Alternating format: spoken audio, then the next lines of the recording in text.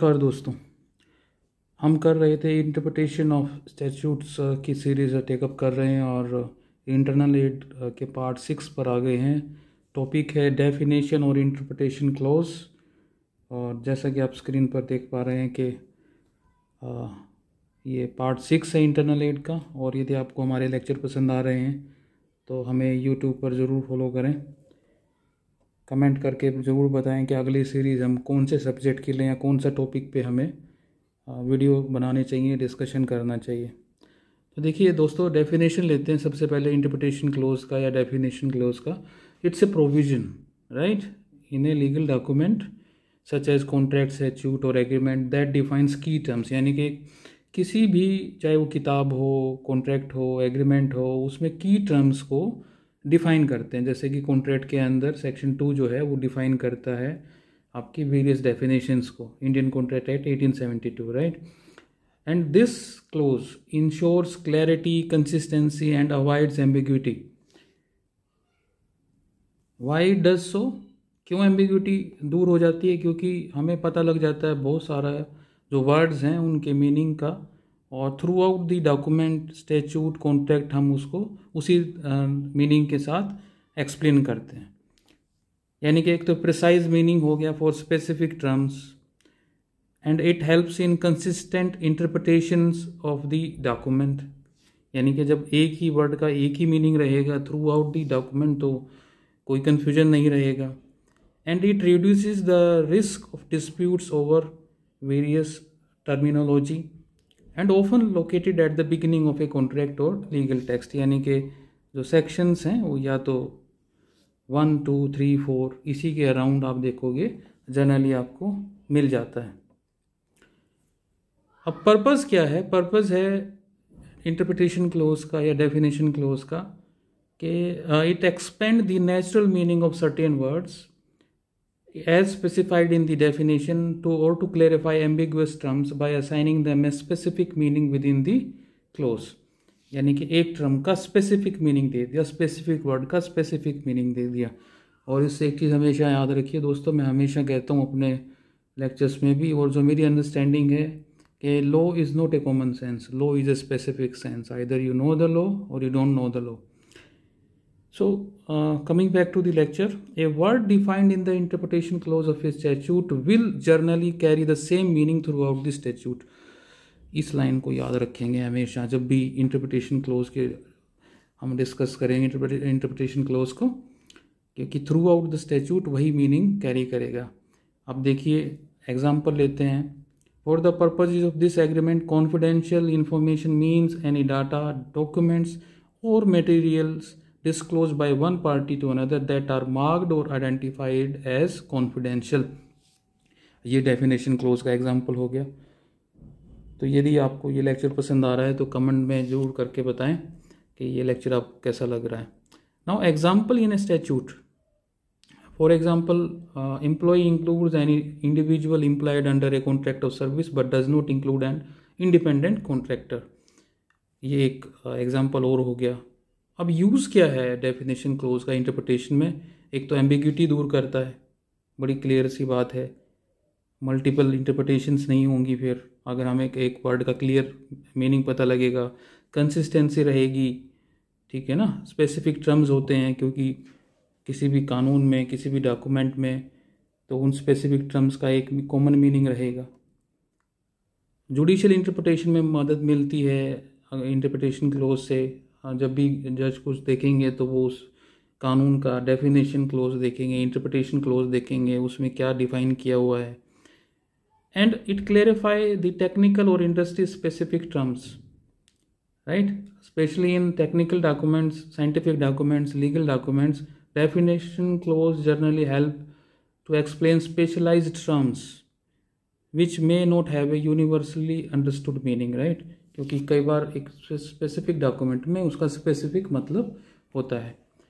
And a definition clause can either narrow the meaning of the word और broaden it, and that may not be obvious on general reading. So law is not a common sense right, so you have to define it So, a definition clause can either limit the meaning or expand the meaning. That depends, of course, on the definition used in definition clause. And number 6, it avoids disputes. When the parties they agree on specific definition in a contract, it minimizes the risk of future disputes regarding the meaning of a certain terms. तो आशा कर रहे हैं दोस्तों आपको ये lecture पसंद आ रहा होगा, तो कमेंट में ज़रूर बताएं कि ये लेक्चर आपको कैसा लग रहा है. Now however an exception arises when applying the definition to a specific provision would lead to absurd outcome. In such cases, the court may choose not to apply the definition clause. किसी भी हालत में अगर intention of the legislature वो नहीं है जिससे कि वो मीनिंग अप्लाई करके आ रहा है, तो उस केस में हम इंटरप्रिटेशन क्लोज को, डेफिनेशन क्लोज को अप्लाई नहीं करेंगे. ये बड़ी क्लियर सी बात है, ये एक्सेप्शन हो गया इसका. ठीक है. और एक स्टैचूट का डेफिनेशन दूसरे स्टैचूट में नहीं अप्लाई करते हैं, ये एक जनरल रूल है. But in cases of statute in pari materia, जैसे आईपीसी, सीआरपीसी है, एविडेंस है, they are known as statutes in pari materia, connected लोग बोलते हैं. तो वहाँ पे एक वर्ड का जो डेफिनेशन है वो दूसरे कानून में यूज़ कर सकते हैं. अब केस लो देखिए, Hamdard laboratory versus deputy labour commissioner 2008 का केस है, सुप्रीम कोर्ट का केस है.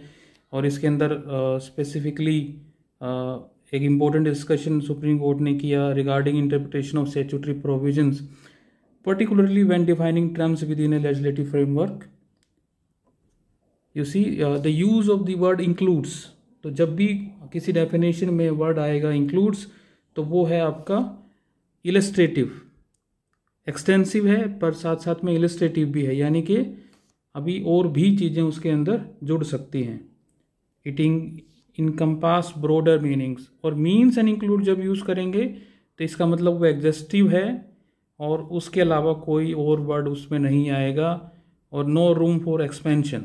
ठीक है. मीन्स एंड इंक्लूड्स एक कंप्लीट पैकेज है उस डेफिनेशन का. इंक्लूड जब यूज़ कर रहे हैं तो और भी इसमें चीज़ें जुड़ सकती हैं.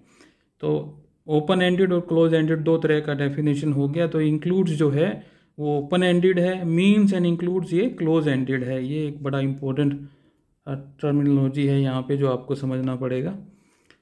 अब देखिए next case low, Ramlal Bhailal Patel versus state of Gujarat का केस है 2008 का. अब सुप्रीम कोर्ट में इसने बड़ा एलोबरेटली बताया कुछ स्पेसिफिक टर्म्स को, जैसे दोबारा से इंक्लूड्स है. इसका मतलब है कि definition is not exhaustive but rather illustrative, और एडिशनल एलिमेंट इसमें आ सकते हैं. और डिनोट जब वर्ड आएगा तो इसका मतलब है कि these expressions which have been mentioned in the definition are definitely covered within its scope. और ये एक रेस्ट्रिक्टिव, ठीक है, रेस्ट्रिक्टिव एंड एग्जॉस्टिव मीनिंग है rather than an expensive one.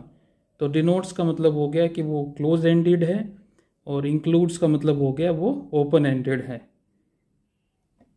Going further, deem to be अगर इंटरप्रिटेशन क्लोज में use हो रहा है तो वहाँ पे एक लीगल फिक्शन क्रिएट कर रहा है कानून.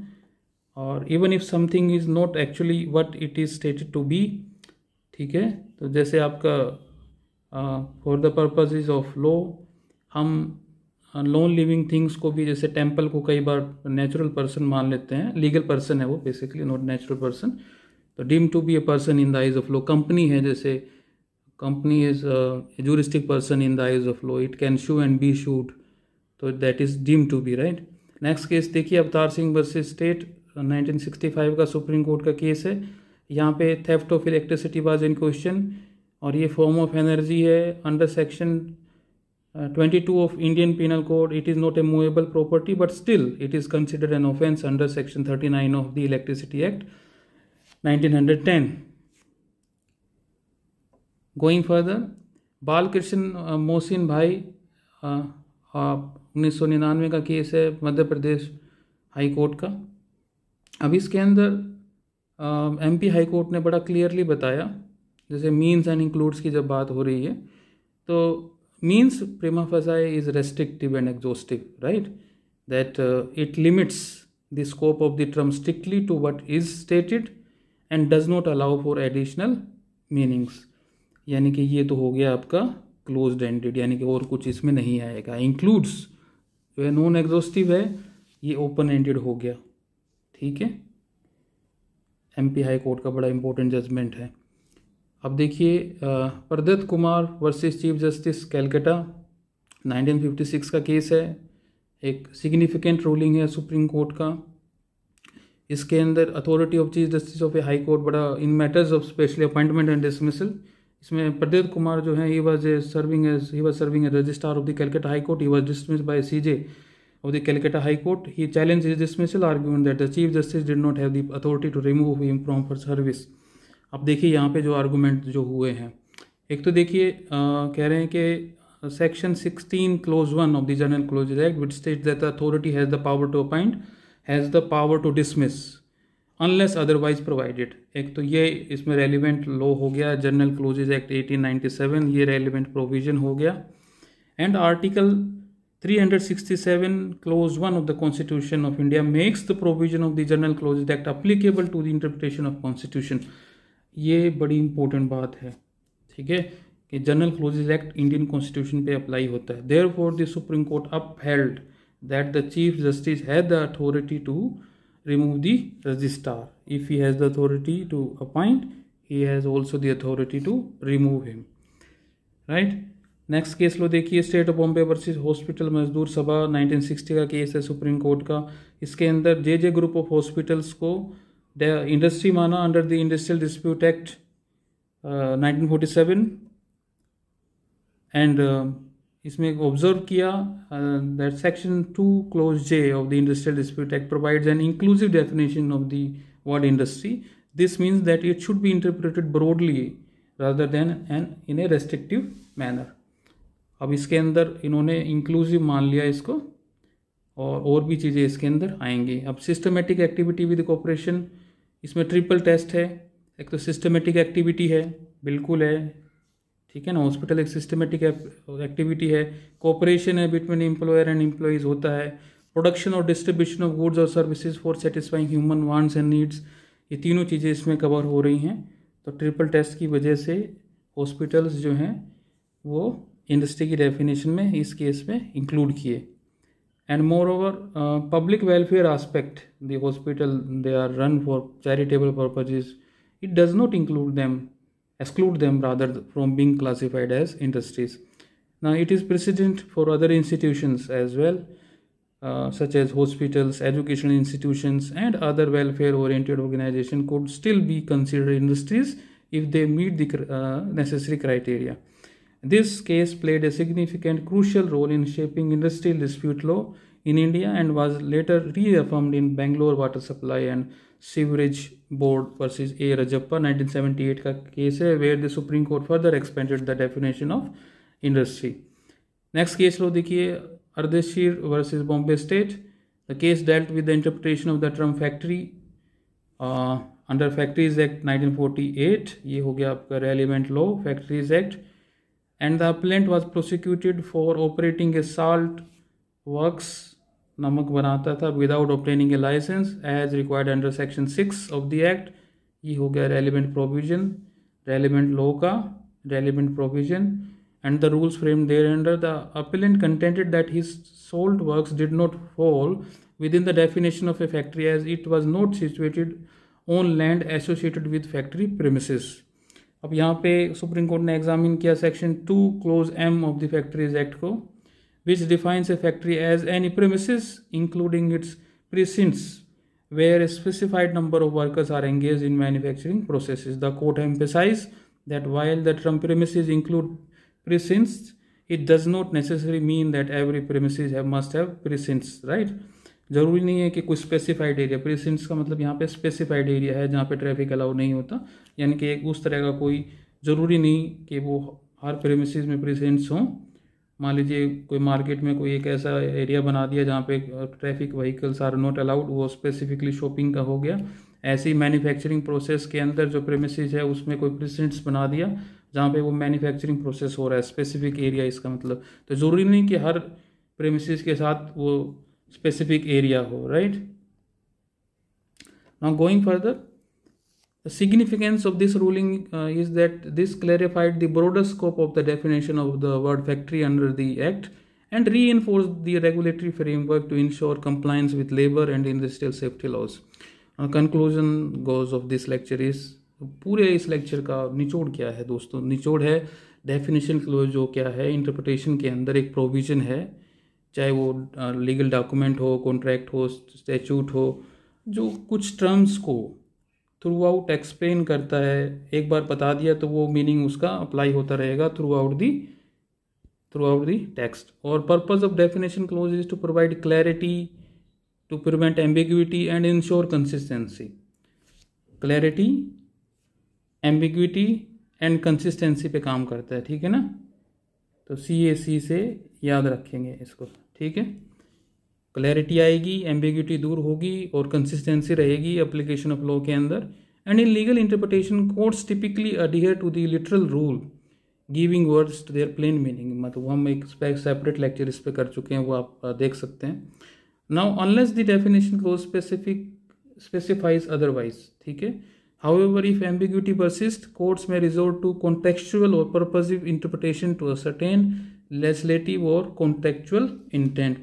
तो जर्नली क्या होता है कि जब भी हम कानून की व्याख्या करते हैं तो लिटरल रूल अप्लाई करते हैं, यानी कि law should be applied as it is without applying your mind और heart. But in some cases where unjustified results, unreasonable results are coming, the courts may use purposive interpretation or contextual interpretation to find out the intention of the legislature। तो आशा करते हैं दोस्तों आपको हमारे lectures पसंद आ रहे होंगे। आप हमें एक्स पे, इंस्टाग्राम पे और फेसबुक पे डॉक्टर अनुपम आचार्य के उससे फॉलो कर सकते हैं हैंडल से। और यदि आपको ये वीडियो पसंद आया है तो लाइक ज़रूर करें, अपने दोस्तों के साथ शेयर करें, साथ साथ में हमें सब्सक्राइब करें और नोटिफिकेशन बेल को ज़रूर दबा दें। आप हमें हमारे Facebook page doctor Anupam Acharya number 1 motivator and author पे भी फॉलो कर सकते हैं। और हमारी कम्युनिटी से जुड़े रहने के लिए आपका तहे दिल से धन्यवाद। और आपके सहयोग से, आपके प्यार से ही ये कम्युनिटी ग्रो हो रही है।